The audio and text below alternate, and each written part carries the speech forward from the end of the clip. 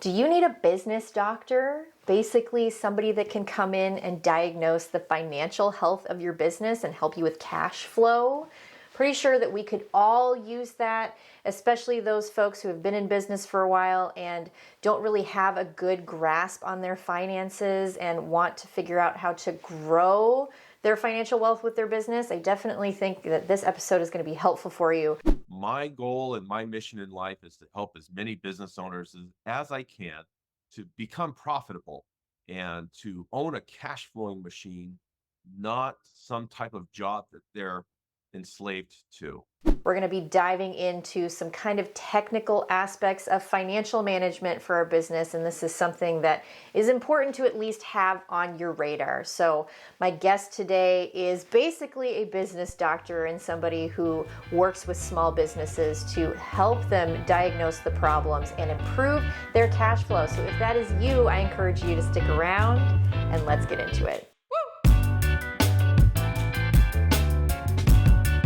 Hey, and welcome to the Speak Organized podcast. I'm your host, Melanie Summers, professional organizer, ADHD organizing specialist, and your go-to gal for all things pro-organizing business. I like to speak organized to give you the tools to conquer your clutter, live life with more purpose, and learn all about the business of tidying. Do me a favor if you haven't done this already, because I don't want you to miss a single future episode. Take out your device and go ahead and tap that subscribe button so that you become a member of the Speaker fam. Don't forget to also hit that like button and tap the notification bell if you're watching on YouTube so that you're notified whenever we post new content every single week. If you happen to be listening to this on Apple Podcasts, you can go ahead and leave us a rave 5-star review so that we can reach more amazing folks just like you who want to level up their organizing business game. And if you're jonesing for some of that genuine connection, you've got a ton of questions that you need answered, well then you got to come on over and join my free Facebook group. We've got tons of very supportive members in there. It's a very active community, ready and waiting to help you out. So I'll make sure to leave the links to all that good stuff down in the description of the video and the podcast show notes. The main mission here at I Speak Organized is to give you the best quality tools and resources to level up your business and have a truly successful 6 or 7-figure business that doesn't suck away all of your time. So if you're brand new to all of this and it seems very overwhelming, you don't really know where to start, you have come to the right place. I am your go-to gal for all things pro-organizing business. If you're afraid that you aren't enough, like you don't have enough experience or you don't really have the goods to bring to the table to charge what other people charge or whatever story you happen to be telling yourself, I am here to help you understand that you can be exceptional with the right tools and training. So in just a few minutes, I'm going to talk to you a little bit more about how I can help you with that. But in the meantime, let's get into this juicy interview. All right, Speaker fam, please join me in welcoming Andrew Seeker. He's from Anchor Capital, and we're going to talk to him all about financial health in our business. Andrew, welcome to the show. Thank you, Melanie. It's great to be here. Thanks for inviting me. Yes, happy to have you. So I do want to, before we jump into the meat of the conversation, have you tell us a little bit more about your business and how you and I connected, and just give us some details and rundown about what you do for other business owners. Sure. Okay. To answer the first question, Melanie and we met at another real estate agent who has her own private little association and group. And so we met there and got to talking, and then we both became members of the BIA, the Builders Industrial Association. And so I saw more of Melanie and met her husband there at one of the breakfast events that they had.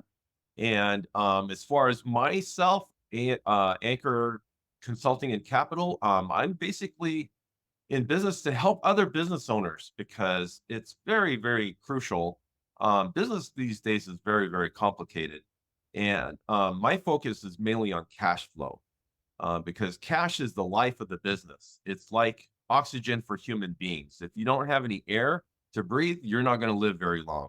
And cash is that equivalent for a business. So my goal and my mission in life is to help as many business owners as I can to become profitable and to own a cash flowing machine, not some type of job that they're enslaved to. You have always had the entrepreneurial spirit, this all of this knowledge and all of this background in the financial world and helping these small business owners. It really is a passion of yours, and I know it's something that started from a very young age. So I'm just curious how your background, if you want to just tell us a little bit about that, from a very young age, what you Mhm. were doing, how this journey all started for you, and how it sort of has shaped your approach to business consulting today, and why, Mhm. just tie it all together, why all of this matters so much to you. Okay. Yeah, sure. So basically, yeah, it started when I was about ten years old. I always loved birds and, I had all kinds of birds, chickens and ducks and geese and pigeons and all of that stuff. And I had 50 laying hens that I bought and I started selling eggs to all the neighbors. And it was, I was young and naive back then. I had no business background. I didn't know anything about any of this stuff that I know now. Mhm, Right? But I just went and sold eggs and just kind of did my thing. And when I look back on it, it's like, when I first started as a kid, I really didn't have any fear of, I didn't think, oh man, I wonder if they're going to buy eggs or not, or I wonder if I'm going to be profitable. These things never occurred to me, right? I just kind of went out there and did it. mhm, So, I mean, so the thing I learned is to have passion for what you're doing as of course, as I grew older and started expanding, when before I went to college, I read an article in Business Week, and that was saying that all CEOs start off as accountants, and the numbers, you're basically a business doctor. mm, So then when I went to college, I got a 4-year degree with an emphasis in accounting. And that's where I learned about all the numbers. And I understand now how the CEOs got to be CEOs. And that is they understand the metrics of all the 16 drivers and how this all affects businesses. mhm, And so I thought, oh, because that was my goal, is to be a CEO, right?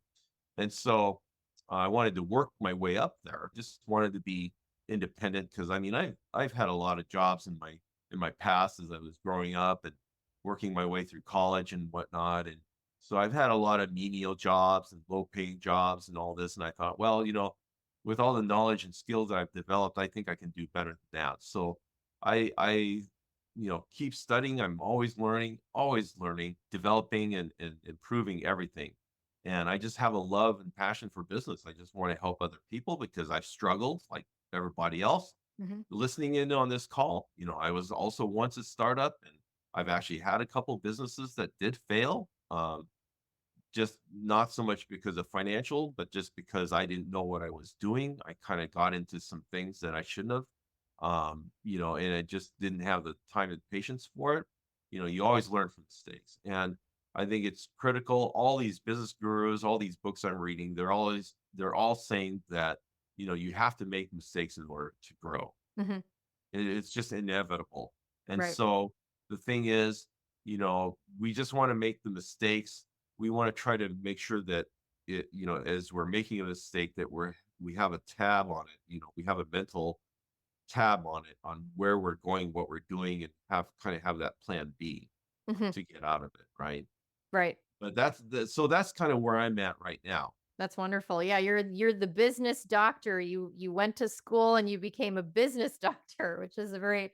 very cool way of looking at it. Beautiful. That's very well said. And one thing that you promote is something that you call the 16 drivers of cash flow. Mhm. So I'm wondering if you can briefly unpack what that is and how implementing that can directly impact a business's profitability. Sure. Okay. Yes. Well, as you mentioned, there are 16 drivers of cash flow. It would take me about 40 minutes to explain everything in detail. So I'm going to just kind of name a couple, just give you a couple brief examples here. But to start with, there are three main categories. They are revenue, profit, and cash flow.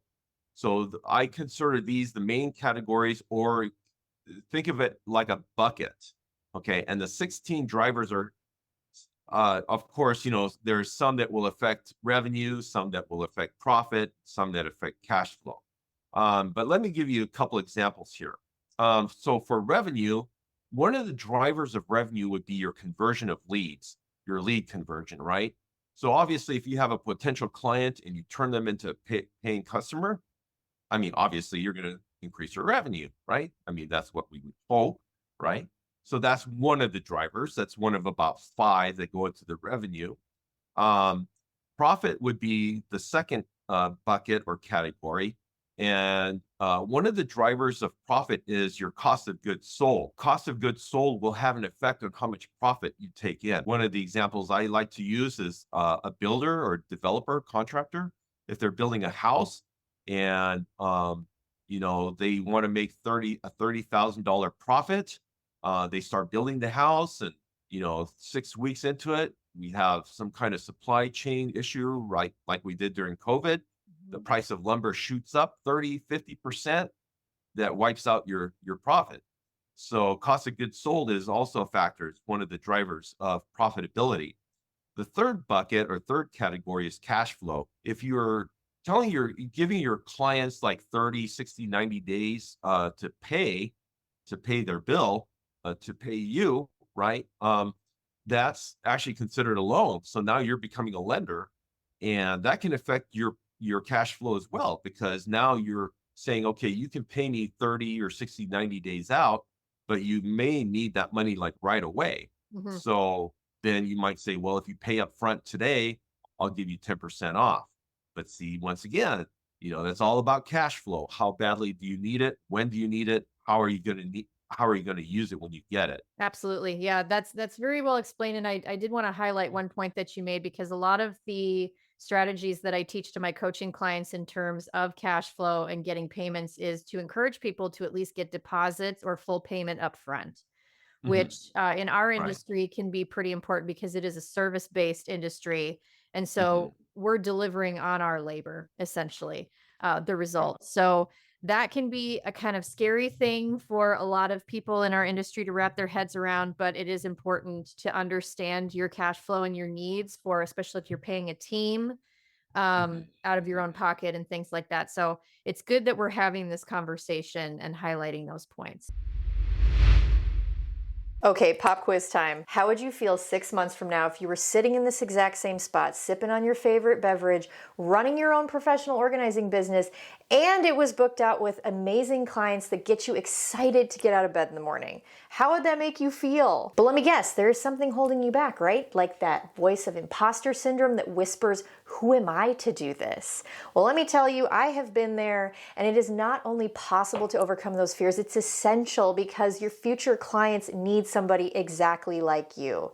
And remember that I am here to help you with proven tools and strategies to get you where you want to be in this industry if you're willing to follow my lead. My brand new mini course, From Overlooked to Overbooked, is designed to help you overcome your imposter syndrome, turn your website into a client magnet with SEO strategies that actually work, skyrocket your social media presence without that uncomfortable buy my stuff energy, and confidently network like a pro, all while building genuine connections that feel as natural as making friends. It's all self-paced and comes with a workbook full of done-for-you scripts and templates that are proven to generate leads, help you sound confident, and convert all of that into cash in your wallet. And if you want to get paying clients in the door faster, you can also pick up my done-for-you Pro Organizer Forms pack designed specifically for professional organizers with 9 custom templates, including a client agreement, payment authorization form, follow-up email scripts, and so much more. You use a free Canva account to add your business info, branding touches, and then you're basically ready to go for your next project. And as a special gift for being an amazing part of my speaker fam, you're going to get $8 off both the Overbooked course and my Pro Organizer Forms pack using code YTPRO8 at checkout. All that info will be down in the description and the podcast show notes. Lastly, if you're kind of nervous about taking payments for jobs and you need to take cards from clients, then I have got a tool that is going to make your day. Project to Payment is my favorite invoicing and customer management tool that's actually easy to use. With just one tool, you get paid faster, create seamless professional customer experiences, and you get access to estimates, invoices, payments. They've got super fast payout for a healthy cash flow, QuickBooks integration, and to top it all off, you get the best and friendliest US-based customer support to walk you through any hiccups or questions. And there's so many more features that they have coming online every single month. You work hard to organize for your client. So doesn't your business deserve the same? Obviously, the answer is yes. And so project to payment is only $20 a month, and they have the most competitive and transparent processing fees in the industry. And trust me, I have tried them all. And if that weren't enough, when you go to projecttopayment.com/I speak organized, you're going to get 3 months completely free just to try it out. So you're welcome. That's it. No more reinventing the wheel. These resources are plug and play and allow you to access what works while avoiding the pitfalls as much as possible. Remember that investing in yourself is the first step to showing your clients that they should invest in you. So don't let another moment pass you by to become the business owner that your future clients need. You're only one decision away from becoming booked, busy, and well-equipped to crush it in the professional organizing industry. So I want to address another point of your business that you can kind of help us start to think about more strategically. Okay. And this is really important for those of us who are solopreneurs or people that are just starting out, which is the majority of my audience listening and watching. They're going to Hmm. be in business for themselves for the very first time, and they're going to be doing a lot of it on their own or maybe with one other partner. So, obviously, at that stage, the operation is heavily reliant on your constant involvement. And so, one of the things that I know that you help people with and strategize is to reduce the dependency on yourself for the business to essentially become self-sustaining. So, Hmm. what are some of your top strategies for reducing the work that you must put in order for your business to be self-sustaining? Of course, one of the probably the number one advice is to get professional help. But I knew realized though too, you mentioned startups and people that are just new to business and getting into it. They may not have the financial resources to hire a professional. Mhm. So I totally get that.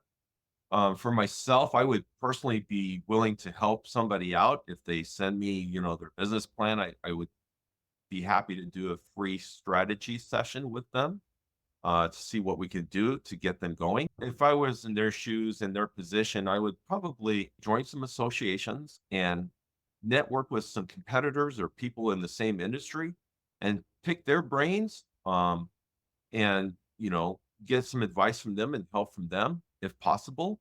You might be able to partner up with somebody and maybe do some, what do you call it? Some bartering, exchange, barter, whatever. Another route to go would be like virtual assistant. You can hire them in the Philippines or out of India. And a lot of them are actually quite good. They don't have too much of an accent and they're like $4 an hour. I've seen them as low as $4 an hour. Mhm. And with a service business like yourself and like I do, you can always try to get an affiliate, pay them a commission, pay for performance. And then if the key thing though is to get the right person to do the function that you want or that task that you want to delegate. You want to make sure that you compensate them well, of Mhm. course, but also in a manner that doesn't negatively affect your cash flow. Right. So those are some of the strategies that I would recommend. I'm also a very avid book reader, so I read lots and lots of books. Just, I've already read 30 books this year, Mhm. most of them on business and stuff. Yeah, and it's all just a matter of time. None of the stuff that we're talking about today is necessarily terribly complicated.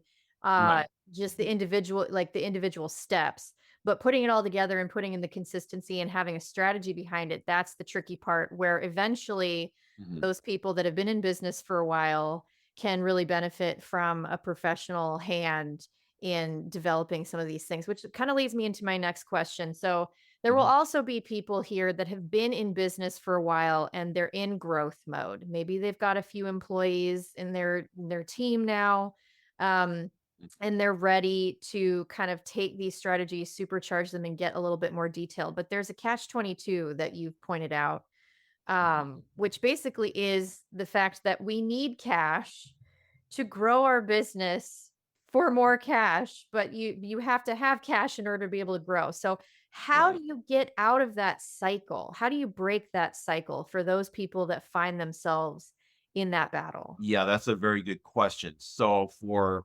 people that are struggling with cash, right? One of the first things people say is to try to borrow money. If you need cash, borrow from friends or family, somebody that you can trust, that trusts you. Um, Another way to go would be to possibly get a loan from the bank. Now that's also tricky because banks are really tightening the hatch on their lending programs, including SBA. And Mhm. I've been told from several clients that even SBA loans now are pretty steep.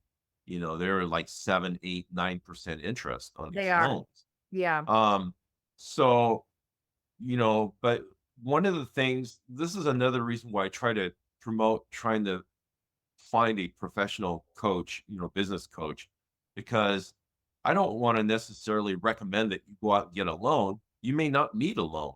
It might be a marketing thing. You might need to just post more on Facebook or something and try to generate some leads that way. Or like I mentioned earlier, join an association and network with people. Mhm. Um, or like BNI as well, right? You get referrals and things like that. You can meet other professionals that can help you build your team, offer them, some compensation based on their performance, what they're doing. Right.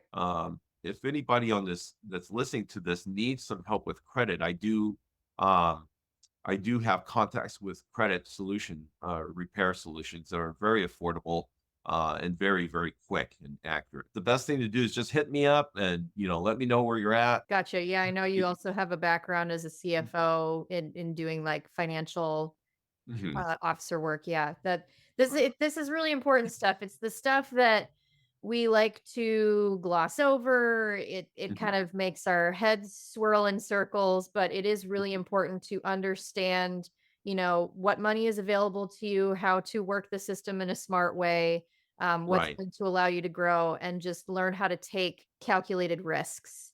right. I think we're all so risk adverse, but if you have somebody like Andrew in your back pocket that can help you understand those risks and make sure that you're taking high quality calculated risks that will have a return and be able to allow you to grow, then Mhm. that's going to be the way that you are going to run a successful, sustainable business that will be around for a long time.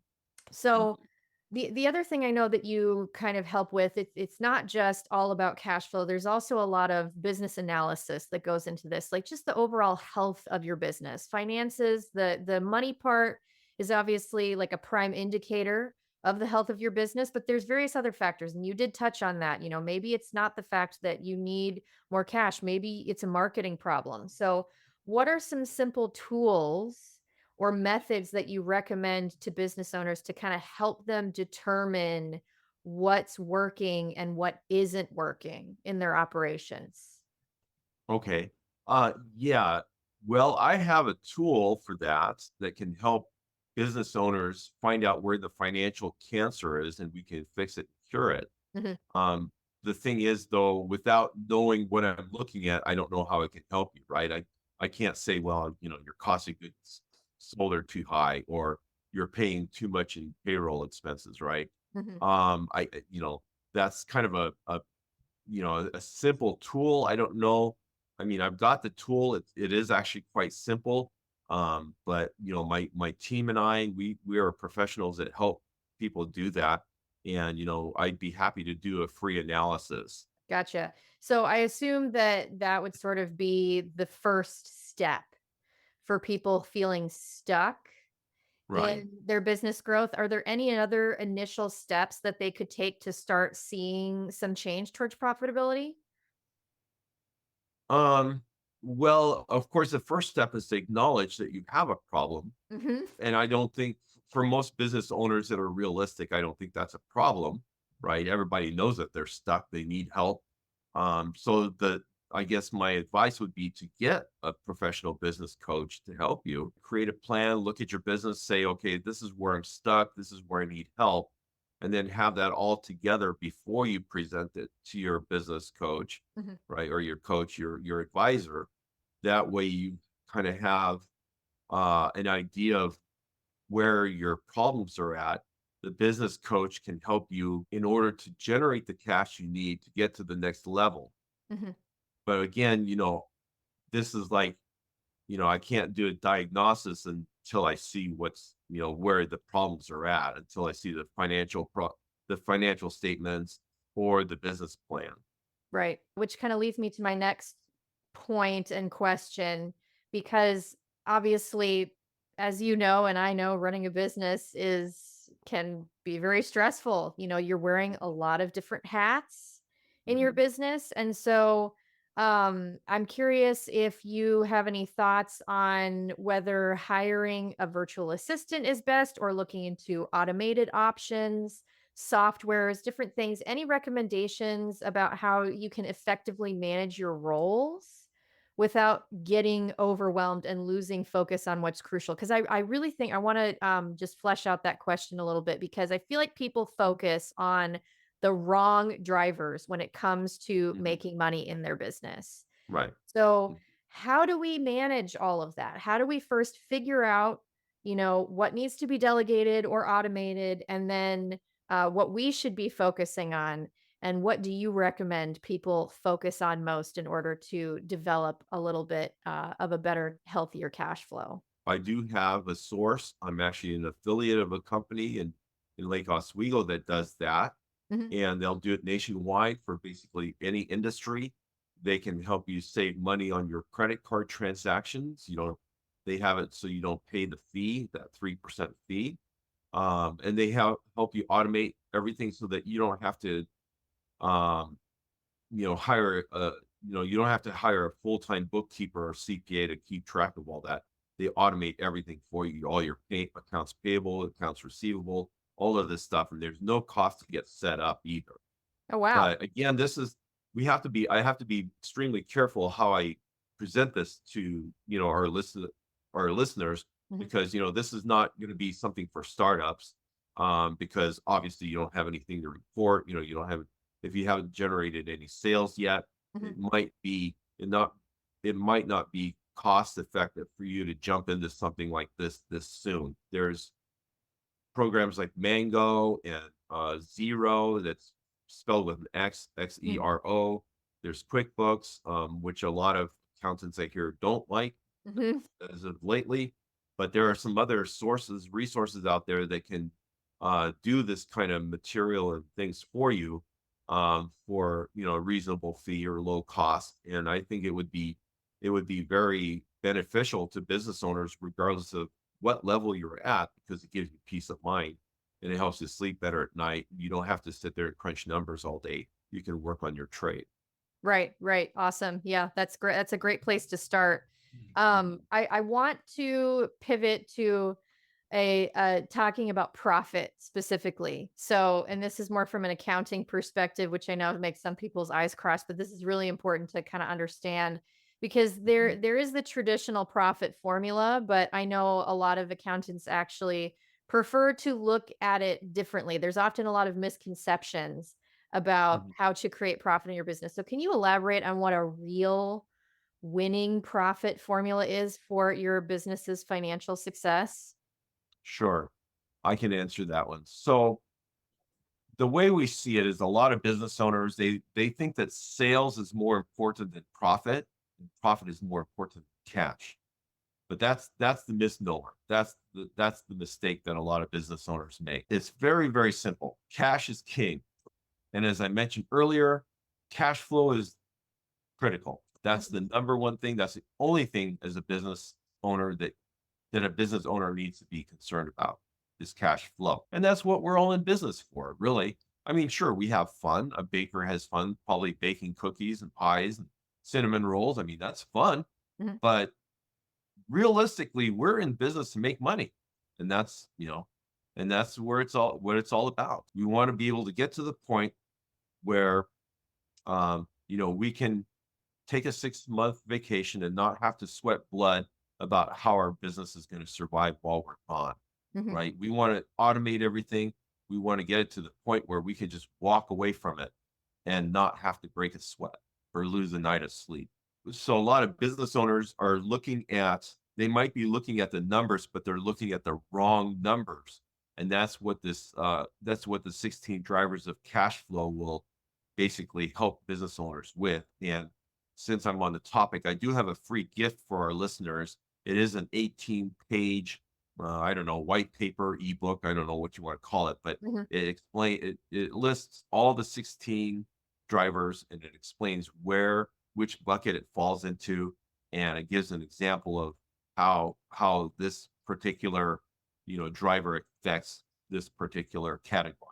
Because we did have a client that bought a business, and the business broker told him that this business was generating $10,000 a month in cash or profit, so to Right. speak, right? And so this owner just kind of took everything for granted, lost track of everything, and started spending $10,000 on a new car and supporting his family and whatnot. 6 months later, he's calling the broker and he's like, "Hey, man, I'm in trouble.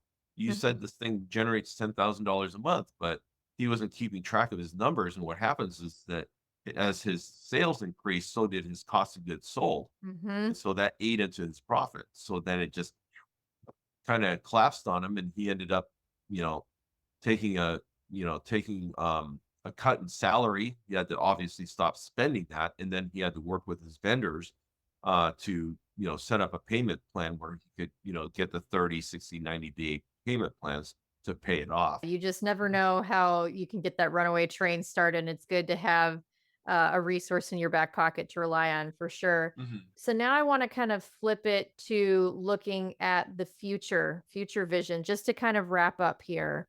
Sure. So I obviously, you're a learned guy, you read a lot of books, you're investing your time. And also, by the way, I wanted to point out that another shortcut, obviously, we all have to make mistakes, but a shortcut is to learn from other people's mistakes, right? So that Right. you don't have to Mhm. make them yourself. Just as a Right. little side note. But looking ahead, um, are you seeing any emerging trends or innovations that are kind of that we should have on our radar in terms of having an understanding of our business operations and capital management and all of that? Sure. Yeah, that's a good question. It's very loaded. I'm trying to think now where to start. Okay, Yeah. so yes, I am seeing. I kind of feel, I hope I'm not politically incorrect or whatever, but I think it appears to me like that our government, at least the US government, is trying to kill small businesses. They seem to make it really difficult for all of us who are, or the small business owner to try to generate anything. So we have inflationary issues, and so this is where, once again, a financial, or a business coach can help you navigate, your cost of goods sold and marketing and whatnot. But I would say yes. We have to look at the legal issues. Another thing that's really big these days is generative AI. So your Mhm. artificial intelligence starting to get uh, kind of move over to Microsoft's Copilot, Mhm. which is also another kind of like a chat GPT. Take advantage of these programs and software that's out there. It can help you write sales letters or create posts for LinkedIn or social media. Mhm. um, it can give you ideas on what to do. Like for one thing, I was always looking for associations to join. So I just, plugged into ChatGPT. Can you give me like top 10 or top 20 associations in my area that specialize in, construction, the Right. construction industry or whatever. And so then it just spits it all out. It's right there. It just takes a couple seconds to do that. Mhm. So you can get all kinds of good ideas on that. So anyway, moving away from the generative AI, another thing we have to be very cognizant too is of inflation, as Mhm. I hinted on earlier. So inflation, I think, is still going to go up. Mhm. I don't know what Jerome Powell is saying. They're just kind of talking through the side of their mouth, right? And they're kind of saying this, but they mean something else. And it's a bunch of gobbledygook. I don't really know what's going to happen. But for me personally, I'm going to just prepare for the worst. I'm gonna, I'm already expecting inflation to go up. I don't think we're ever going to see the price of gas going down. Mhm. The only way, the price of food and all your staples, I think it's just going to go up. So how do we manage that? so that's something that we have to kind of be cognizant of and start thinking and planning ahead on. Right. And I think you mentioned capital management. Mhm. Um, One way to work with that is there are a lot of private money lenders out there now. Since the banks are all getting all tight with their lending requirements, private money is still available.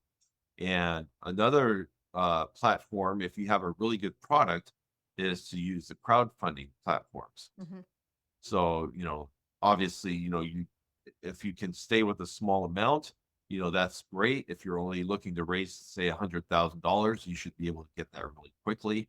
One tip that I learned from a book that I read 3 years ago is to always chip in about 20% of what you're trying to raise yourself. Mhm. Have that already shown. So that gives you momentum. And then, you want to try to get that word out right away as soon as you create your crowdfunding platform request. Fund it, put in about 10 to 20%, and then let everybody know right away. Try to get that momentum going right off the bat. Smart. I love it. Those are some really great strategies. I want to wrap up first to thank you for coming on the show, but also make sure that people who are listening and watching today that know that they need a little bit of help, maybe they want to reach out to you for a bit of a Sure. financial analysis, maybe they're ready to jump in for something more. How do we find you? What is your website, social media? How do we get in touch with you? Okay, yeah, I was wondering if we could do a screen share. Sure. I have a contact slide I can put up here Yeah, if you don't absolutely. mind. All right, so that's how you can contact me. Uh, my mobile number is up there and my email and website. That's probably the best way to get a hold of me. I prefer email, the best. That's probably the best way. Awesome. Andrew, thank you so much for coming on the show. You really are so generous with everything that you share. And I've encountered you in many different places over the last few months, and it's been really great connecting with you and sharing all of this information. So thanks again for coming on the show. Well, thank you as much as well, Melanie. I really appreciate you inviting me on here, and yeah, I just really appreciate all your professional questions there too. Those were really good. All right, fam, as always, that's going to wrap it up. Thank you so much for spending a little bit of time with us on the Speak Organized podcast. It's always an honor to have you around. If you have any questions, please feel free to comment down below. Reach out to me or Andrew if you need additional help. Always happy to answer any questions. Make sure that you check out all the goodies down in the description and the podcast show notes. You can check out my course. Remember, you have that discount link available for you.